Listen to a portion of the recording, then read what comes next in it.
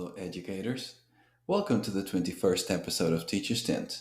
Still a place to regain your strength after a long day, week, or maybe semester this 2023. I'm your host, Steve G. I'm excited to be continuing this second season of Teacher's Tent after our summer break. I have received some questions from listeners who did not know that Teacher's Tent was only aired twice a month for now, since I'm facing the challenges of my new school and new district. And speaking of new, how's your new school year going? I know that today, as I record this episode that will air tomorrow, most school districts here in Texas have had their first day of school. For me, it was long. I got to school at 6:40 a.m. and left exactly at 6:40 p.m. Don't worry, I'm not a fan of working overtime, but the first weeks, there's just simply so much to do, right? Has it been the same with you? Do you feel you had enough time to plan and prepare for your first day? Or were you stuck in endless hours of professional development that took away most of your time and energy? Please give us feedback with a poll at the end of the episode so we can know how you experienced these prep days. Today we'll discuss a huge topic: classroom management. When planning the episodes back in the spring, I asked for input from teachers on which areas of teachings they wanted to hear about. An overwhelming 60% of you said classroom management, so classroom management it will be.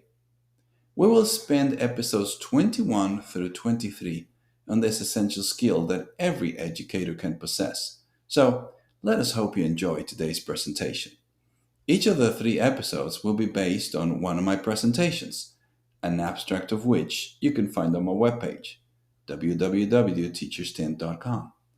Today's episode is based on my presentation, What I Wish I'd Been Told in My First Years of Teaching, where I discuss 15 situations where to apply these concepts. Here, today, I will share 3 of those scenarios with you that I believe will help us have better management of our class. This is the perfect time to consider this topic since the rules set during the first days are crucial to the development of a healthy and productive learning environment.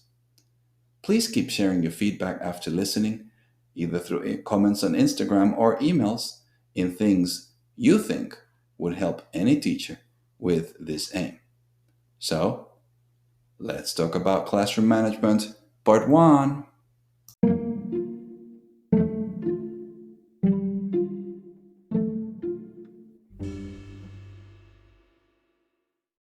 Before developing our 3 scenarios, we want to define classroom management. We want to make sure that we're talking and agreeing upon what classroom management means. A good definition of classroom management is given by the Glossary of Education Reform, which states that classroom management refers to the wide variety of skills and techniques that teachers use to keep students organized, orderly, focused, attentive, on task, and academically productive during a class. When classroom management strategies are executed effectively, teachers minimize the behaviors that impede learning for both individual students and groups of students, while maximizing the behaviors that facilitate or enhance learning. Generally speaking, then, effective teachers tend to display strong classroom management skills, while inexperienced or less effective teachers usually don't have a big command of classroom management and usually face disorderly classrooms filled with students who are either not engaged, not working, or simply not motivated or paying attention. In my presentation, What I Wish I'd Been Told on My First Years of Teaching, aimed at new teachers, I look at some situations every time I show a scenario. I begin with, when should this teacher use this? What should the teacher say? What should the teacher do? How should the teacher show? And finally, we discuss the secret or the underlying principle of that particular situation or scenario. So, Let's take a look at our first situation.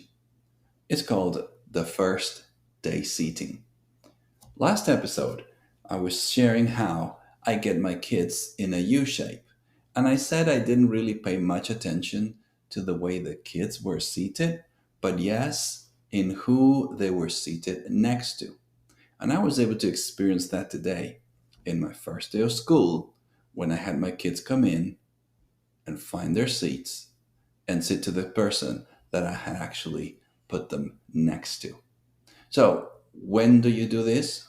Well, usually on your first day, even though it's never too late to do it if you want to start it any Monday or the spring semester or any time. But ideally, on your first day. What does the teacher say? Usually you say, please sit at the seat that has your name tag on. What does the teacher do? Well, the teacher has a seating chart available. How does the teacher show it? The teacher can actually display the seating chart on the board or show it to the students in his or her hand. And most importantly, what is the secret or underlying principle why we have a first day seating? Because we want to show the students that we are the hosts and they are our guests. My school day and my school year begins with an 100% teacher led classroom. As the days and the weeks go by, I'm going to begin to release until this begins and becomes a student led classroom. But at first, that's not the way it is. If you don't have a plan, they will, and you're not going to like it. So you better have a plan. The reason why I put the kids in the U shape is because I want them to develop a relationship with the bilingual pairs. I usually seat them a boy and a girl, a high student and a low student, an English dominant student with a Spanish dominant student since I teach bilingual students. Now, these kids are unlikely to sit together. The boys are unlikely to sit next to the girls. The high students are unlikely to sit next to the low students, and the English dominants will try to speak to the English dominants and the Spanish dominants to the Spanish dominants. These kids will never sit together. So, by placing my class in a U shape and by having them sit next to each other, we make sure that that relationship develops, grows, and that they can actually understand the value of teamwork and how much they can grow by learning from each other. Scenario number two to develop a good classroom management is what I would call grades in this class don't just happen. When does the teacher use this? Usually the first days, even though it can be used anytime. What would the teacher say? Well, today we're going to learn how to calculate an average. I'm a reading teacher, so students are very surprised when I tell them that today we're going to learn some math. What does a teacher do? Well, I usually explain what an average is, and I do it very simply. I explain how an 100 can bring your average up if your average is an 85, and I also explain how a 70 can bring your average down if your average is a 95. What does the teacher show? I show exactly how your average can go up or down depending on the grades you get. And what is the secret or underlying principle here? Well, it's simple. Once they understand averages, they will see that everything counts. The grades don't simply happen. This is a step one towards being accountable for your success.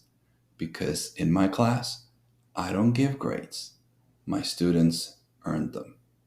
By constantly checking their grades, they understand that the result of their own effort is shown in their grades. Because grades simply don't just happen. A third and final scenario in today's presentation is going to be what we call no homework on day 2. When can this be done? Ideally, on the second day of school. For me, that's going to be tomorrow, so I'm about to experience tomorrow what I'm sharing with you today. What does the teacher say? Where's your homework? You don't have homework? Please step out of the line and stand by my desk. What does the teacher do? I usually have kids call their parents over the phone and explain the situation to them and tell them that you want to speak to them after they have spoken to the kids. What does the teacher show? By doing this, you're conveying a message. No homework is not an option in your class. And then you show them the new average they have with the lower grade that they got for not having brought their homework. What is the secret or underlying principle here? No homework has consequences. I don't give homework every day, just twice a week. But when homework is given, I expect it back. This principle allows students to actually begin to build their ownership of their own learning, become responsible, and be prepared for later stages in life.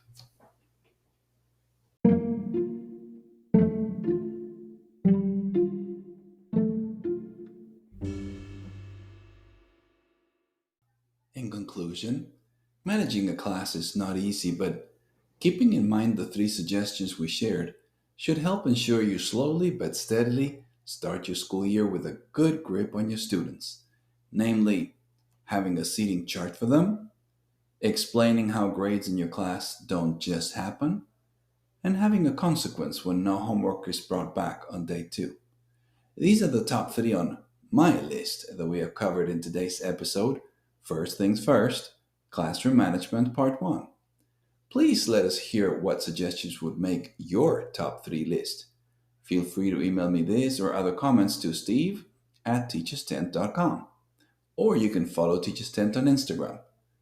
In the meantime, please join us next week for our podcast's 22nd episode. First things first, classroom management part 2. We'll look into 3 more scenarios taken from a different presentation of mine. Join us to discover how to increase the use of these skills that will allow you to become an effective teacher. So, please let me know in advance any ideas and tips you might have on this topic.